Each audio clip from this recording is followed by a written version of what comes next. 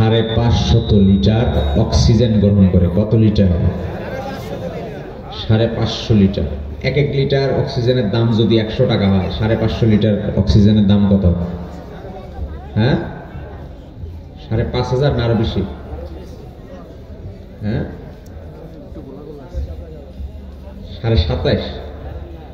55,000 টাকার উপরে প্রতিদিন 55,000 টাকার উপরে অক্সিজেন আমরা গ্রহণ করছি। আমার আল্লাহ সুবহানাহু ওয়া তাআলা কারো কাছ থেকে বিল চেয়েছেন? মাসে হিসাব করলে প্রায় 16 লাখ টাকা হয়ে যায়। 16 লক্ষ টাকার অক্সিজেন আমরা প্রতি মাসে গ্রহণ করতেছি। আল্লাহ সুবহানাহু ওয়া তাআলা কারো অক্সিজেন থামিয়ে রেখেছেন? কারো কাছে বিল চেয়েছেন? তো ওই আল্লাহর শুকরিয়া আদায় করা দরকার আছে না নাই? জবান খুলে কালিমাতুশ শুকর আদায় করি, বলি আলহামদুলিল্লাহ। আমরা যে জায়গাটাতে বসেছি এটি হচ্ছে জালিসুর রহমান, বেহেশতের বাগান। এই বেহেশতের বাগানে বসতে পেরে খুশি না বেজার?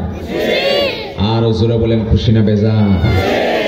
قال رسول الله صلى الله عليه وسلم إذا مرتم برياض الجنة فارتعوا।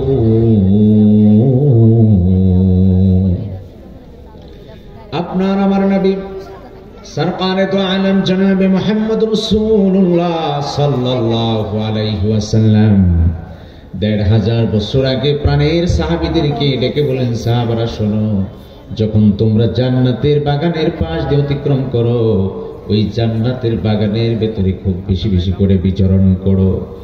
আল্লাহর নবীর সাহাবারা বললেন, ইয়া রাসূলুল্লাহ, ইয়া হাবিবাল্লাহ, পৃথিবীর জমিনে আবার আল্লাহ রাব্বুল আলামিন জান্নাতের বাগান বানিয়েছেন, আমাদের তো জানা নাই।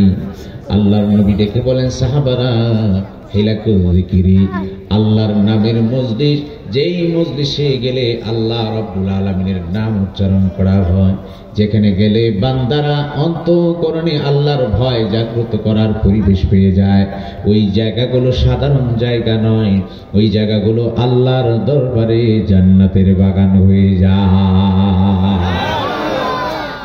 এজন্য আমার ভাইয়েরা, বন্ধুরা আমার, এই জায়গাগুলোর দাম এত বেশি হয়ে গেল। আল্লাহর কোরআন থেকে, কালাম থেকে যতক্ষণ পর্যন্ত শুনবেন রহমত নাজিল করবেন কে? আর জোরে বলতে হবে কে? আল্লাহ রাব্বুল আলামিন কোরআন কারীমের সূরা আল আরাফের 204 নম্বর আয়াতে কারিমার ভিতরে ঘোষণা করলেন, ইযা কুরিয়াল কুরআনু ফাসতামিউ লাহু ওয়া আনসিতু লাআল্লাকুম তুরহামুন। আল্লাহ রাব্বুল আলামিন ডেকে বলেন, বান্দারা, যখন তোমাদের সামনে আল্লাহর কোরআনটা তেলাওয়াত করা হয়, গভীর মনোযোগ দিয়ে এই কোরআনটা শুনতে থাকো, আর কোরআনের আজমতের সম্মানে নীরব নিস্তব্ধ হয়ে যাও। দুনিয়ার গল্প গুজব বন্ধ করে দাও, বন্ধু বন্ধুর সাথে গল্প গুজব বন্ধ করে দাও, দোকানপাটে কেনাকাটার জায়গায় গল্প গুজব কথাবার্তা ছেড়ে দাও, সমস্ত কথাবার্তা ছেড়ে দিয়ে নীরবে নিস্তব্ধ হয়ে আল্লাহর কোরআন যদি তুমি শুনতে পারো, তুমি ঠকবে না। লাআল্লাকুম তুরহামুন, লাআল্লাহ সম্ভাবনাময় অর্থ হলেও এটার সম্পর্ক যখন আল্লাহর সাথে হয়ে যায় আর সম্ভাবনা থাকে না, নিশ্চিত হয়ে যায়। আল্লাহ রাব্বুল আলামিন বলেন, যদি গভীর মনোযোগ দিয়ে কোরআনটা শুনতে পারো আর এই কোরআনের আজমতে যদি নীরব নিস্তব্ধ হয়ে যাও, আমি আল্লাহর রহমত তোমাদের জন্য অবধারিত হয়ে যায়। এই জন্য আমার ভাইয়েরা, বন্ধুরা আমার, এই কোরআন যতক্ষণ শুনবেন রহমত নাজিল করবেন কে? শুধু তাই নয়, এই কোরআন শুনতে থাকবেন।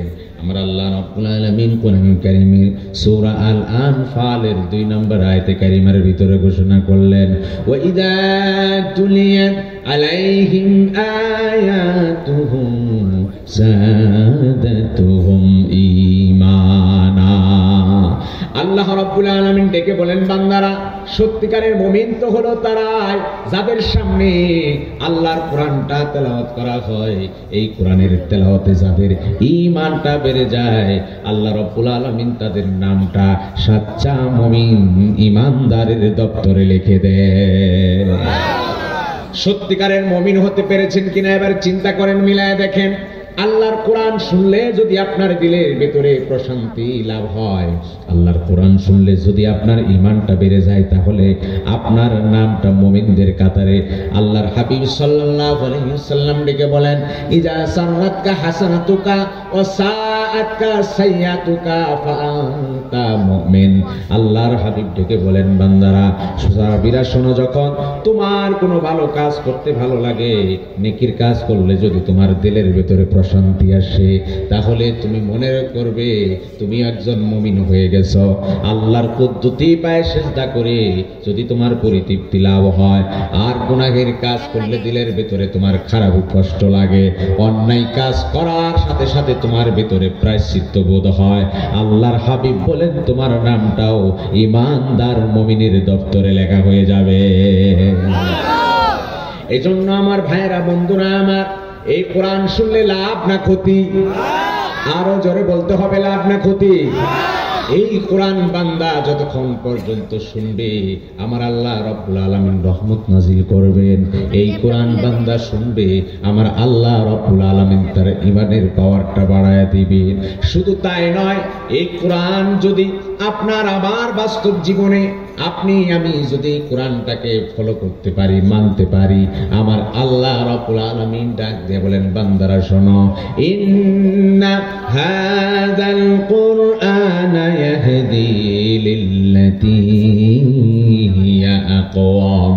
আল্লাহ রাব্বুল আলামিন ডেকে বলেন, বান্দারা, এই কোরআন যদি তুমি ফলো করো, এই কোরআন তোমাকে এমন রাস্তা দেখাবে, এমন পথ দেখায় দিবি, যেই পথের ভেতরে কোনো তারা বেঁকা নাই, যেই পথের ভেতরে কোনো বক্রতা নাই, এমন সরল সঠিক রাস্তা আমার আল্লাহ রাব্বুল আলামিন এই কোরআনের মাধ্যমে দেখায় দিবে।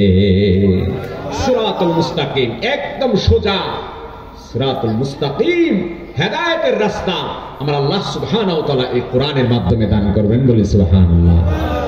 এই জন্য কোরআন যদি ফলো করতে পারেন, কোরআন যদি শোনেন, কোরআন যদি পড়েন, কোরআন যদি বোঝেন, কোরআনের সাথে যদি সম্পর্ক লাগান, লাভ আর লাভ। কথা বলেন ঠিক না?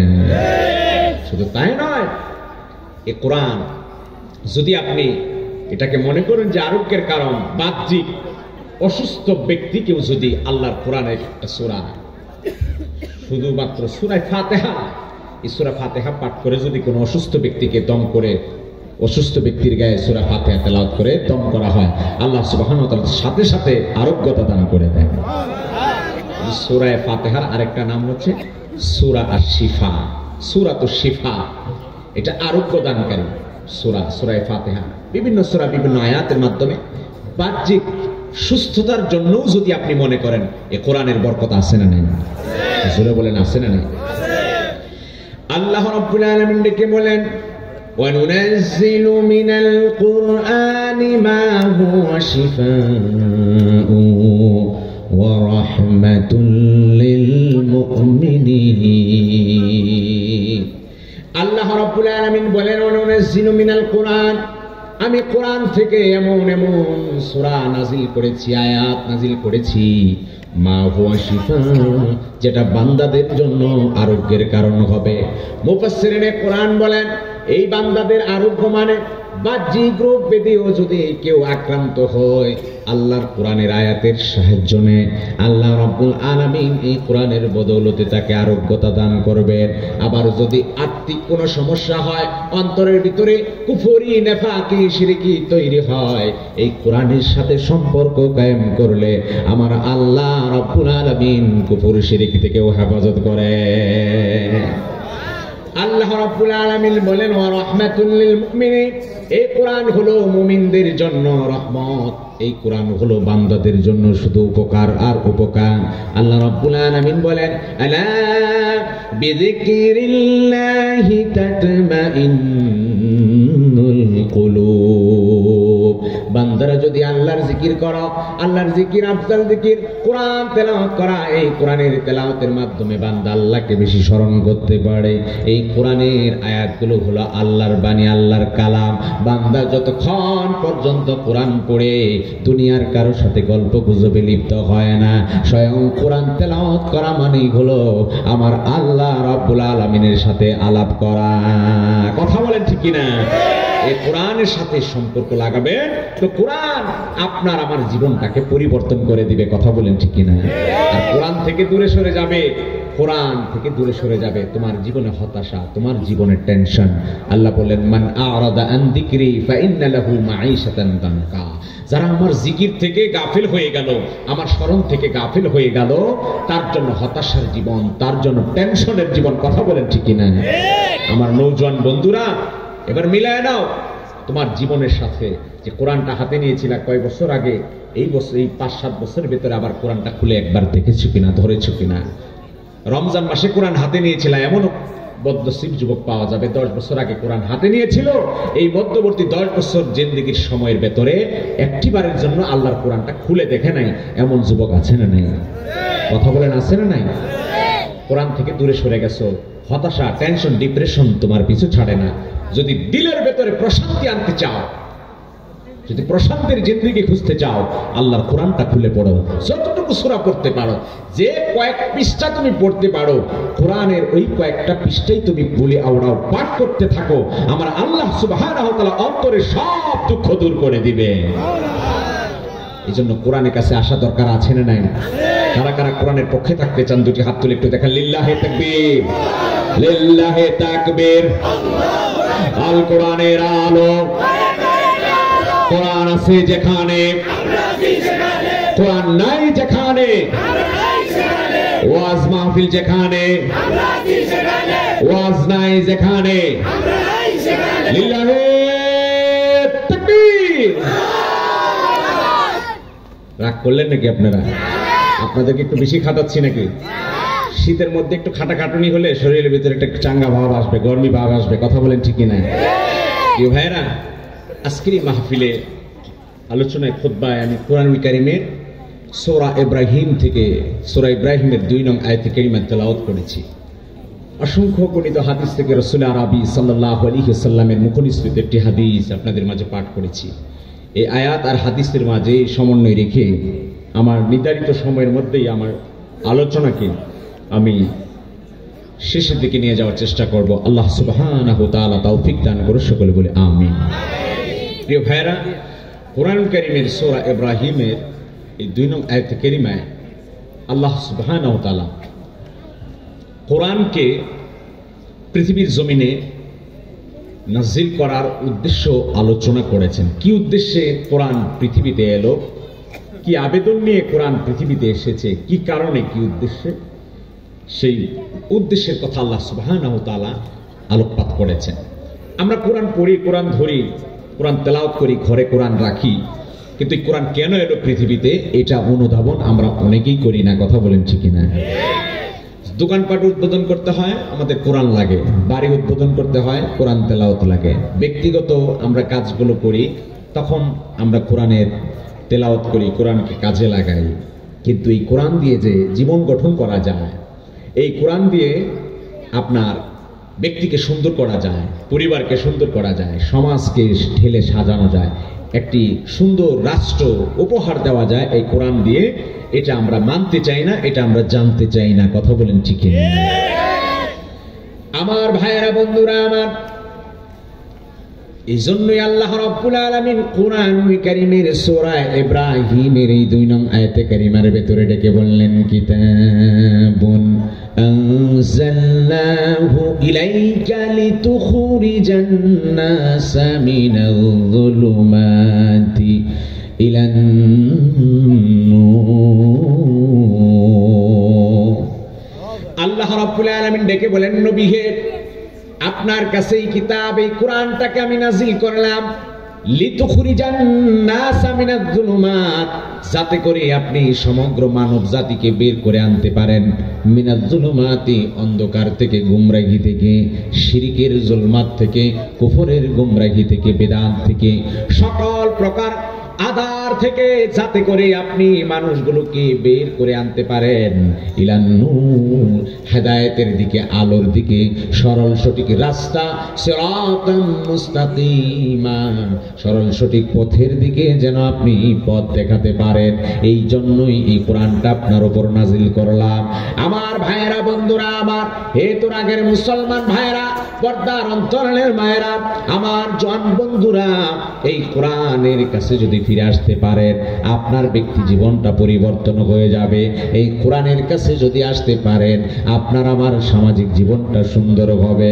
এই কোরআন আপনাকে আমাকে এমন সিরাতাম মুস্তাকিমা, সরল সঠিক পথ দেখাবে, সিরাতুল মুস্তাকিম, যেই পথে আপনার উঠতে দেরি হয় আল্লাহর তৈরি জান্নাতে ঠিকানা হতে দেরি হয় না। কোরআনের কাছে আসতে হবে। কোরআন, নবী হে আপনাকে এই কোরআনটা আমি দিলাম, কোরআন দিয়ে আপনি মানুষকে বের করে আনবেন জুলুমাত থেকে, গুমরাহি থেকে। যারা শিরকের ভেতরে ডুবে আছে কোরআন দিয়ে তাদেরকে বলে দিবেন কুল হুয়াল্লাহু আহাদ। নবী হে আপনি বলুন তিনি আল্লাহ এক, আল্লাহুস সামাদ, আল্লাহ সুবহানাহু ওয়া তাআলা বেনিয়াজ, অমুখাপেক্ষী, তিনি কারো ধার ধারে না।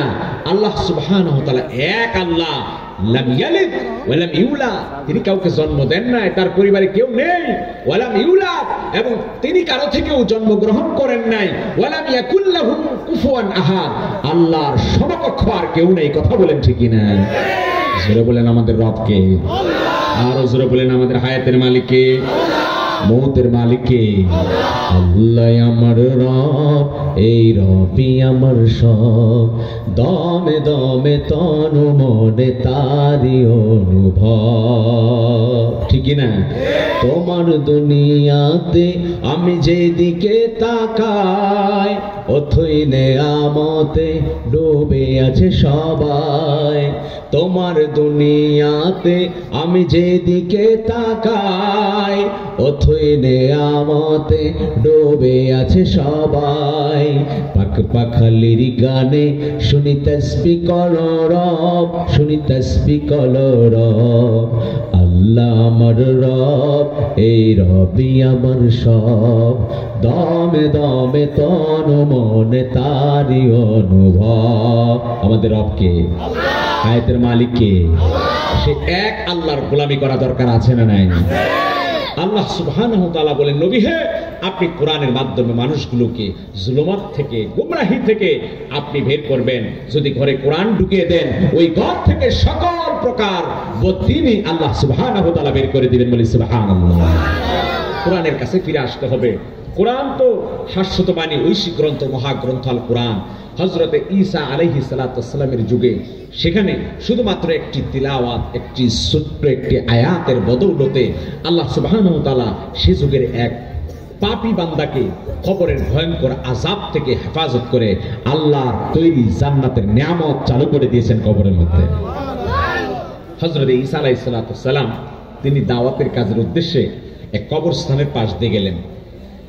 আল্লাহ সুবহানাহু ওয়া তাআলা নবীদেরকে অনেক কিছু দেখান, অনেক কুদরত, অনেক নজির দেখিয়েছেন।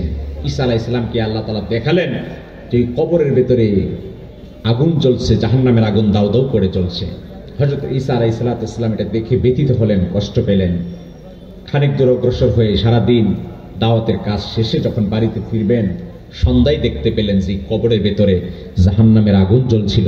যেই কবরওয়ালা আগুনের ভিতরে দাউ দাউ করে জ্বলছিল ওই কবরের ভেতরে আল্লাহ সুবহানাহু ওয়া তাআলা আগুনটা নিভায়া জান্নাতের নিয়ামত চালু করে দিয়েছেন। আমার ভাইয়েরা, বন্ধুরা আমার, আল্লাহর পয়গম্বর হযরতে ঈসা আলাইহিস সালাম আল্লাহ রাব্বুল আলামিনের কাছে দোয়া করলেন, রব্বুল আলামিন যেই কবরের ভেতরে কঠিন আযাবে গ্রেফতার হতে দেখলাম আল্লাহ আপনার বান্দাকে, এমন ওই কি আমল করলো বান্দার যে আমলের কারণে আপনি কবরের কঠিন আযাব থেকে হেফাজত করে জান্নাতের নিয়ামত চালু করে দিলেন।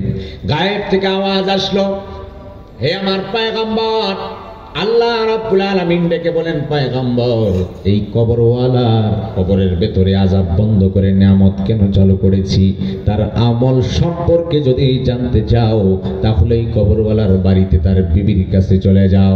কারণ প্রত্যেকটা মানুষের সংবাদ তার ব্যাপারে, প্রত্যেকটা মানুষের ধারণা, প্রত্যেকটা মানুষের আচরণ সম্পর্কে তার বিবির চেয়ে বেশি আর কেউ জানে না। কথা বলেন ঠিক কিনা?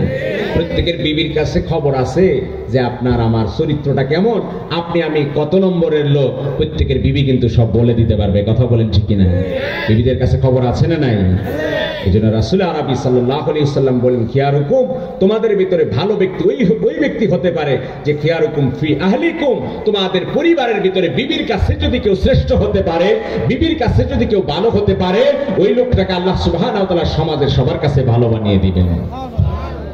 এই জন্য প্রত্যেকের পরিবারের মধ্যে আপনাকে ভালো হতে হবে।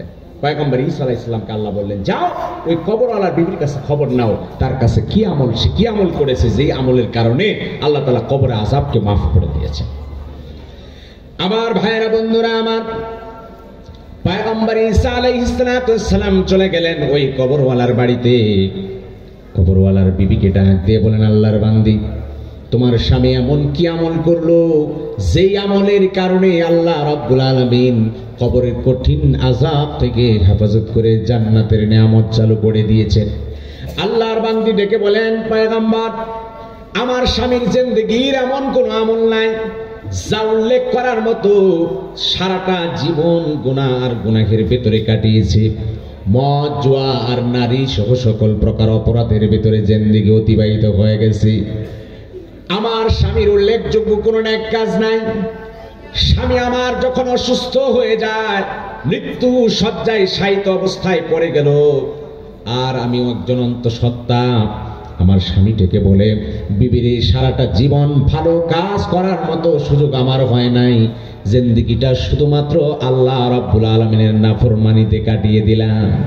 তবে বিবি, শুনে রাখো, তোমার গর্ভের সন্তানটা যদি ভূমিষ্ঠ হয়, এই সন্তান যেদিন হাঁটি হাঁটি পা পা করে বড় হয়ে যাবে, এই সন্তানকে সর্বপ্রথম যেই শিক্ষাটা দিবে সেই শিক্ষা হলো আসমানের মালিক আল্লাহ রাব্বুল আলামিনের সাথে পরিচয় করায়া দিবা। ও পয়গম্বর, আমার স্বামী দুনিয়া থেকে বিদায় নিয়ে গেল, কিছুদিন পর আমার গর্ভের সন্তানটা ভূমিষ্ঠ হলো। এই সন্তানটাকে নিয়ে আজকের এই দিনে এই সন্তানটা আমার বড় হয়েছে। আমি আমার আদরের সন্তান কলিজার টুকরা নয়ন মনিকে আমার পাড়া মহল্লার ইবাদতখানায় নিয়ে গেলাম। আজকে মুআল্লিম সাহেব তাকে প্রথম সবক দিয়েছে।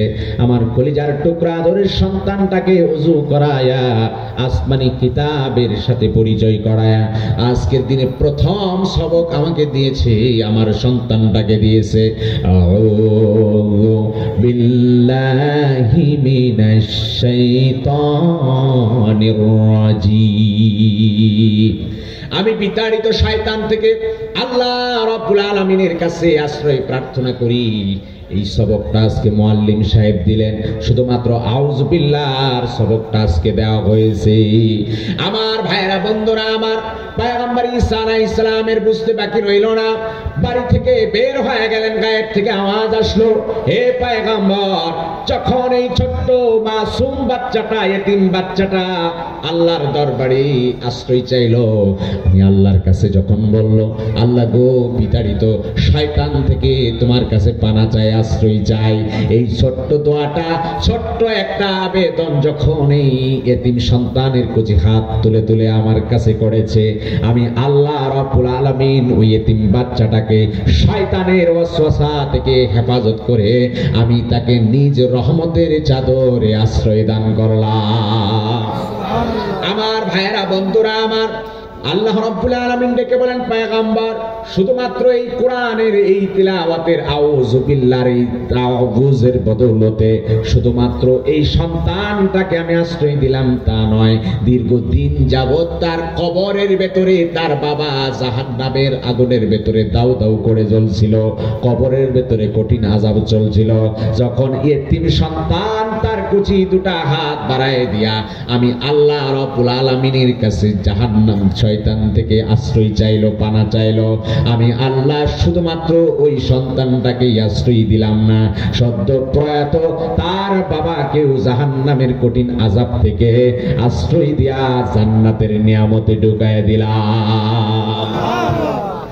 এজন্য আমার ভাইয়েরা, বন্ধুরা আমার, ছোট্ট আউযু বিল্লাহর বরকত যদি আল্লাহ রাব্বুল আলামিন ওই পয়গম্বর ঈসা আলাইহিস সালামের জামানায় পাপিষ্ট একজন মানুষটাকে কবরের কঠিন আযাব থেকে আল্লাহ রাব্বুল আলামিন হেফাজত করতে পারেন, ওই আল্লাহ রাব্বুল আলামিন আপনার আমার সন্তান যখন গোটা কোরআনটা খুলে খুলে তেলাওয়াত করবে, শুরু থেকে নিয়ে শেষ পর্যন্ত আল্লাহর কোরআন পাঠ করবে, এর বদৌলতে আল্লাহ রাব্বুল আলামিন আপনার আমার জাহান্নামের কঠিন আযাব থেকে হেফাজত করতে পারেন কিনা?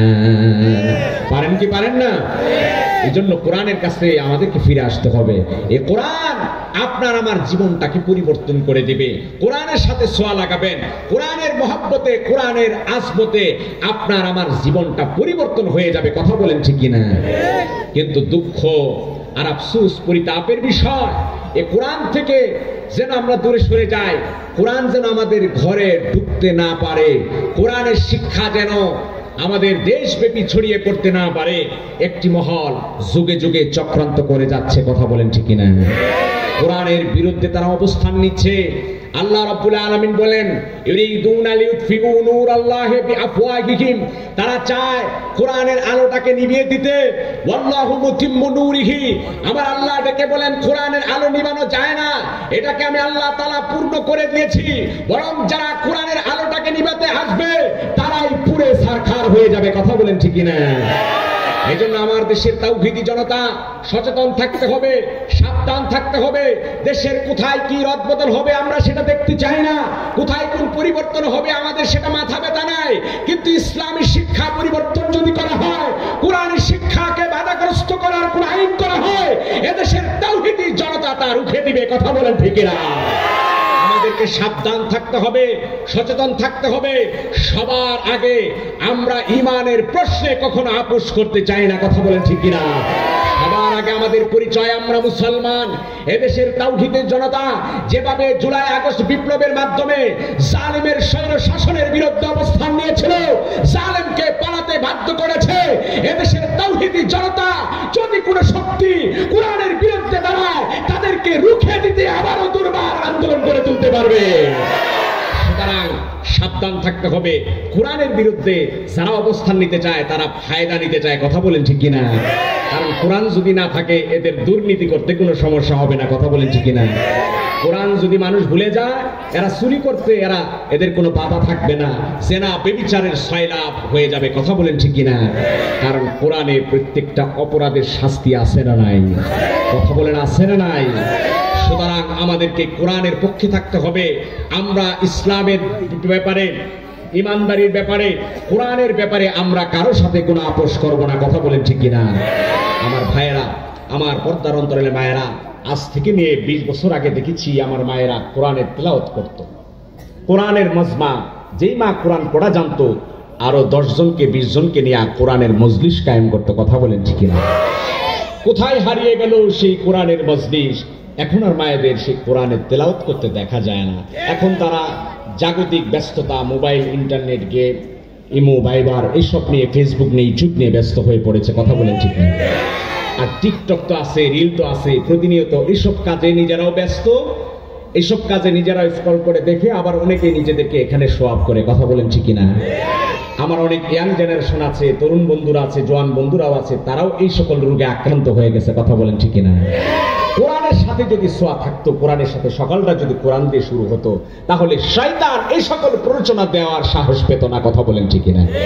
এই জন্য নবী করিম সাল্লাল্লাহু আলাইহি ওয়াসাল্লাম বলেন, ইন্নাল্লাযী লাইসা ফি জাওফিহি শাইউম মিনাল কুরআন কাল বাইতিল খরিব, যার দিলে, যার অন্তরে কোরআন নাই, যার অন্তরে কোরআন নাই, তার দিলটা হচ্ছে কাল বাইতিল খরিব, বিরান ঘরের মতো। যেই ঘরে প্রবাসী আছে, বাড়িতে কেউ নাই, কেয়ারটেকার একা থাকে, রুমের ভেতরে কেউ যায় না, ওই ঘরের ভেতরে মাকড়সা বাসা বেঁধে ফেলে, ওই ঘরের ভেতরে যেভাবে সাপ পোকামাকড় বাসা বেঁধে ফেলে, ওই ঘরটা যেমন বিরান হয়ে যায়, মূল্যহীন হয়ে যায়, যার দিলে কোরআনের ছিটাফোঁটা নাই, একটা সূরাও নাই, একটা আয়াতও নাই, কোরআনের সাথে সম্পর্কটাই নাই, তার অন্তরটা এমন বিরানঘর হয়ে যায়। কথা বলেন ঠিক না?